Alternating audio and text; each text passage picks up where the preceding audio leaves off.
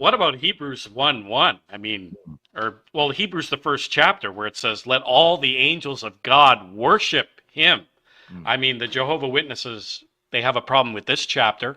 You see Jesus being worshiped. You see the Sure. Father calling the Son God because they're the same Mm. kind. It says, "Thou, Lord, in the beginning you laid the foundations of the earth, and the heavens are the works of your hands," and so on, Mm. calling Jesus the Creator. I mean, how Amen. did Jehovah Amen. Witnesses get around this one? By the way, they struggle with Hebrews chapter 1, that those last three verses there, especially verse 8. They try to make it say your throne, where it says your throne, oh God. They want to say God is your throne, and they're basically trying to play upon a possibility in the Greek. There's a great art, actually, in my book. I actually quote an article from that text where a guy actually goes and shows when you go through the Psalms, that is not how he does it. The way he would have said it much differently than that if he was trying to say God is your throne. It's your throne, oh God. It's a vocative address. The Father is addressing the Son as your oh God, right? Which, by the way, that's from the Old Testament. He has no problem saying, now he doesn't call him my God. He says, oh God, right? God. And because the Father never refers to the Son as my God and my Lord, that's not true, right? I always say the Most High doesn't have a head, but the But Son does. Jesus does. Jesus Jesus does. does because he's the Mm, Father. He honors the correct. Father. It's just like with me and my father. I mean, we're Mm. both human, but he's the head, the Amen. sovereign of the Amen. family, right? And Amen. he's Amen. my. But what about, and It it's feels good when interesting you have that, illustrations you can use, right? exactly. Family It's interesting illustrations. that the Father, but here's the kicker, the Yes, sir. Father calls the Son God. And he Oh God. says, Hmm. "Thou, Lord," which is Yeah, kurios, correct. "in the beginning laid the foundations of the earth," and so on. I mean, this is the Father saying this to the Son. I believe in that chapter. And by the way, I'm going to actually restrict myself because we go to Hebrews chapter 1. We can be Yeah. here all night long. Yeah, I know. There's so much depth in the scriptures. It's amazing.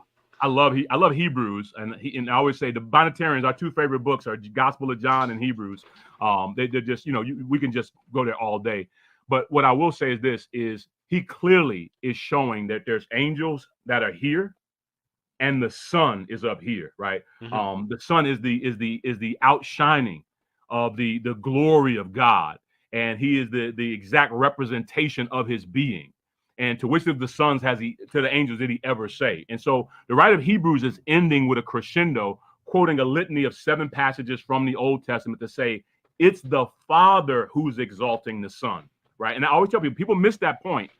I'm a Binitarian because God said so, right?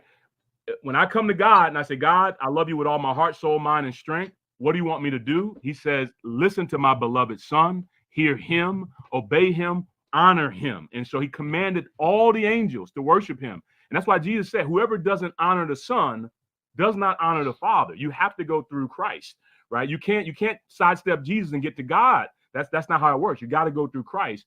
And God says so. God says, if you want to honor me, right? You want to be a faithful believer in God, honor my Son. That's the Hmm. one through whom I did all of these things. His hands laid the foundations of the world. The heavens are the work of his hands. They will roll up. They're creation. They're going to roll up, but he will remain. His years have no end. He is the same. And as he says later in the book, Jesus is the same yesterday, today, and forever. And so we do worship him and we honor him even as we honor the Father. And like Christ said to Thomas, if you've seen me, you've seen the Father. And Amen. that Amen. corresponds with Hebrews 1:3, where it says that he is the express image of his person. He's the Mm, exact copy, representative of the Father. So if you've seen amen. him, you've seen the Father. I He is mean, the image of and God. doesn't Hebrews 1 put to rest the whole argument that Jesus was an angel? I mean, it's you know clear this. here. He says, "Let all the angels of God worship him." So clearly, Jesus is not an angel. I'm just gonna say amen. I think me and you and I we can we can do this all day long. I don't know Peter why a Jehovah's Witness or anyone for that matter would look at Jesus.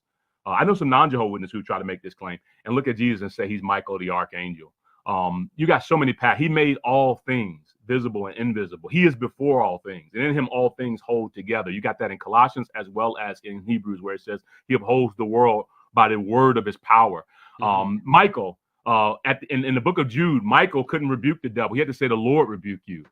Jesus never had to do that. Oh And yeah, so exactly. and you go to passages like in Revelation where you actually see it talk about the son being born of the woman, and you see Michael, and they're clearly different. They're not the same. Jesus is not Michael. He created Michael, and Michael, and every knee will bow. That includes Michael, and confess that Jesus Christ is Lord to the glory of God the Father. Because it says all things in heaven and on earth. Exactly. Exactly.